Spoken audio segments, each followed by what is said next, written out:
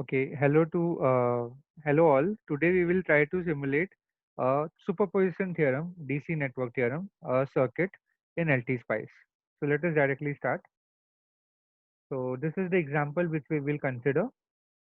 So this is we have to apply the superposition theorem in this circuit and find the voltage V naught, which is marked over here. So let us directly start. So we have three sources, 6 ampere source, 4 ampere source, and 6 volt source. So as you know, in superposition theorem, you have to apply one at a time. So let us start. I think let me just minimize the screen.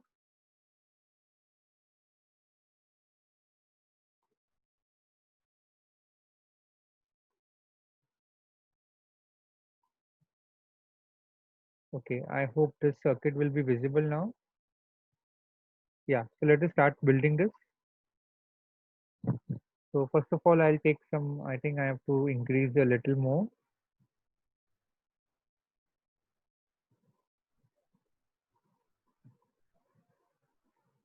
Yeah, hopefully this works now. So I will take the sources and the current sources. You type your current, you'll get a current source. You can change its direction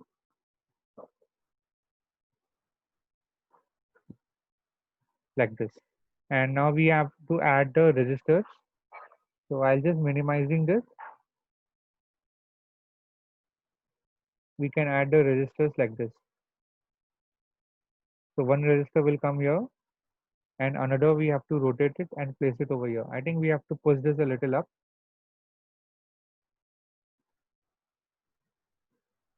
Yeah, like this.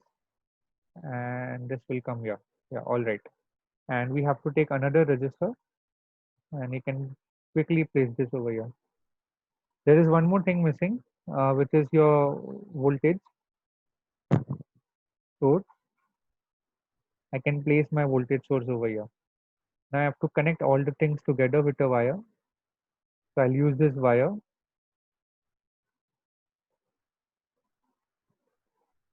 and connect all the things properly. This will be connected over here, and from here it will go to this current source.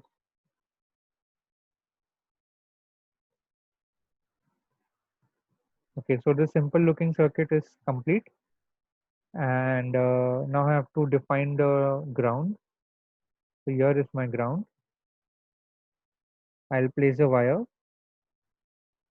Yeah, so mostly the circuit is complete. Now we have to define the values for this current source. So this is 6 milliampere. This is around 4 amperes. Sorry, 6 amperes. This is 4 amperes. This is 3 ohm. This is 1 ohm. This is 2 ohm. And this is 6 volt. So this circuit looks exactly as we can see on the screen. So what we will do is we know that for superposition theorem, only one source will be active at a time.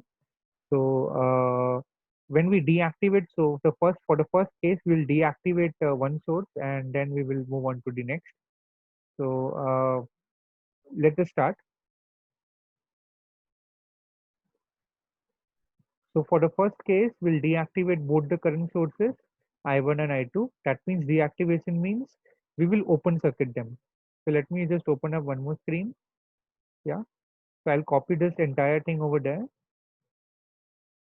So this is my main superposition circuit and just copied it over here. Let me just label this.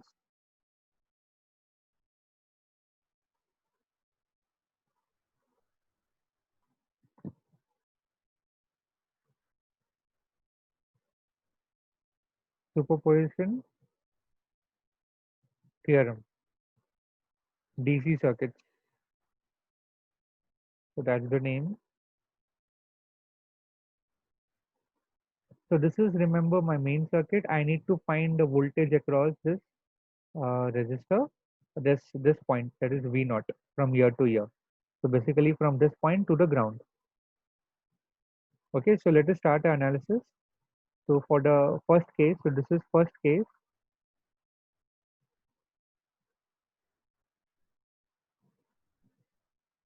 So case 1 is I1 and I2 are inactive, and V1 is active. So this is one of the conditions for superposition theorem. So we'll utilize this. So what do you mean by inactive? So if it is a current source, inactive means it has become open circuit. So this will become open circuit like this, and this will also become open circuit like this. Now we have to apply the your DC circuit theorems or your principles, that is mesh, nodal, or any other testing analysis, and find the voltage across this. So let us directly do that. Actually, we can directly apply this over here. So what we need to do is we call this node voltage as, oh sorry, so we'll call this node voltage as VA for the first case. So this node voltage VA is for the case when I1 and I2 are inactive and V1 is active. So now let us try to directly calculate.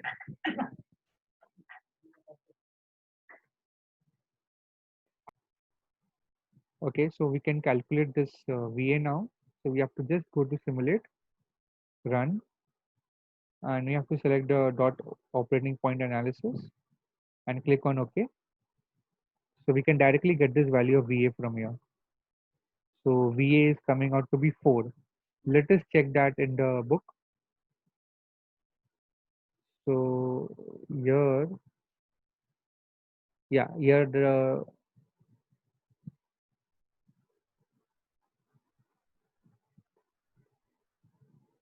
so when these two sources are killed, here they are giving, I think there is some,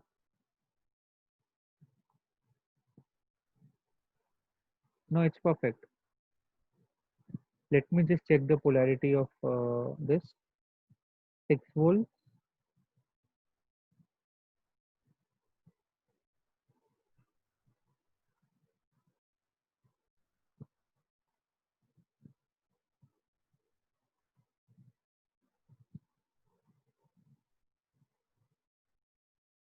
I think the polarity of 6 volts is opposite, as you can see. So we have to reverse that.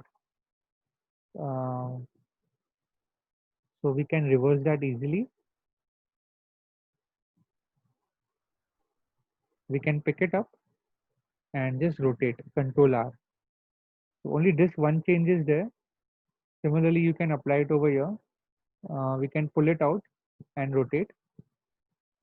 Sorry, it was not explicitly mentioned in the numerical. That's why, yeah. So this is proper now. Now I can simulate this. So in this case, the VA is coming out to be -4. So let us write that VA is coming out to be -4 volts for this particular case. Okay. Now let us go back to the main circuit and let me just copy this again entirely.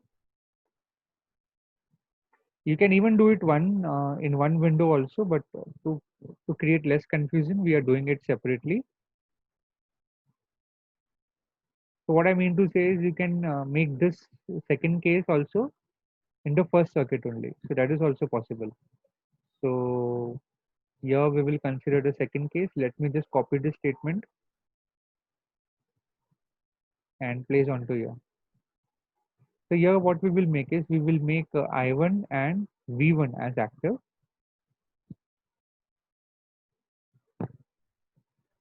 I1 and V1 will be active, and your I2 will be only I2 will be active basically. So that means I can open circuit this side. I can open circuit also this side. I can call this node voltage as VA, VB now, let's say.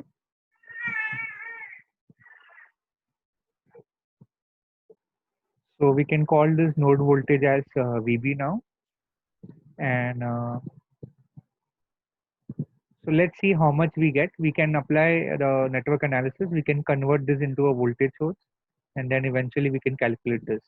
Basically, no current will flow through this resistor R3. So we should actually predict that how much it should be. So in this case, only I2 is active, that is 6 amperes is active, and the 6 volts is yeah, the first case over here. So let us see that how much is the value over here. So in this case, your I1 and V1 is reactivated. Now let me simulate this. Again, DC operating point. The VB value came out to be 6. So let us check that.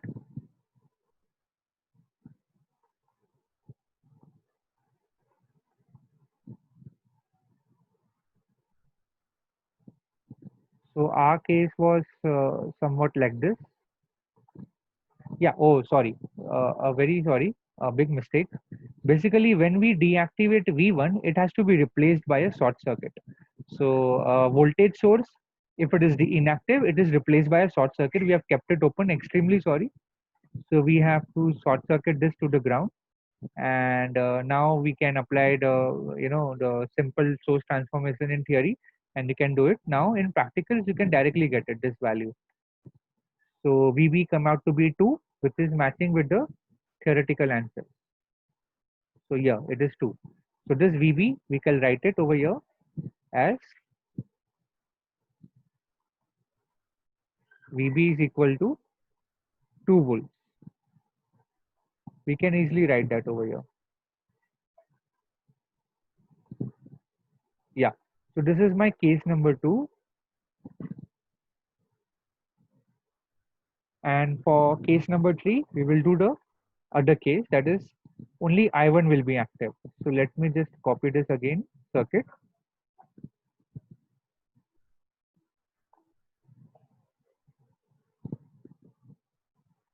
And again copy this case, and I will make the changes in the statement. So this is case number 3. So in this case number 3, I2 and V1 will be inactive and I1 will be active. So that means we have to open this and we have to sort this voltage source. So open the current source and sort the voltage source. So this is the scenario. And this we can call it VC. The node voltage will be VC. Sorry, capital VC. Okay. And now if I simulate this, the DC operating point, the value of VC is coming out to be 4 volts. So that's actually matching correctly. So I can write it easily. So VC is equal to 4 volts. It's coming all right. Now, as you can see, superposition theorem means one source active at a time while other sources are inactive. So we have seen that for the first case, I1 and I2 were inactive and V1 was active. That time the output voltage was 4 minus 4. Here in this case, when I1 and V1 were inactive and I2 was inactive, the output voltage VB was around 2 volts.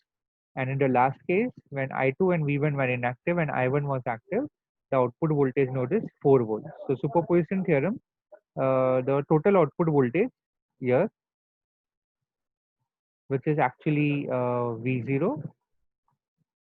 So let me just mark V0. So what will be my V0? Let me just write it over here. By superposition theorem, since it is a linear circuit, linear DC circuit, your V0 or VO will be equal to VA plus VB plus VC. Okay, and we have got those values from the earlier results, so we can write it over here. So let me just bring those things again. So from our analysis, we got that VA was minus 4, VB was 2, and VC was 4. So here we can write it as minus 4 volts plus 2 volts, sorry, 2 volts plus 4 volts. So that's the answer which we get, which is around the final answer. The final answer will be, the result will be close to 2 volts only. So that's how we do the superposition theorem using LT spice. So here let us check now in the numerical whether the answer is matching or no. So this is BL Thareja book. I've taken an installed numerical. So using superposition theorem, find the value of output voltage V0. So here they have also applied the superposition theorem, and finally the output voltage came out to be 2. So as you can see, it's exactly matching. So that's how you need to do a superposition theorem numerical in case of in the LT spice. And you have to make 3 different cases: case 1, case 2, case 3, which I've called over here VA, VB, VC voltages, and the final output came out to be correctly as theoretical value, that is 2 volts. So any superposition theorem numerical, you have to solve it in this way. Actually, here, yeah, theorem. The spelling was a little incorrect. So that's it. So this is how you can do any DC network analysis using superposition theorem. Thank you. We'll go move on to a next topic some other day.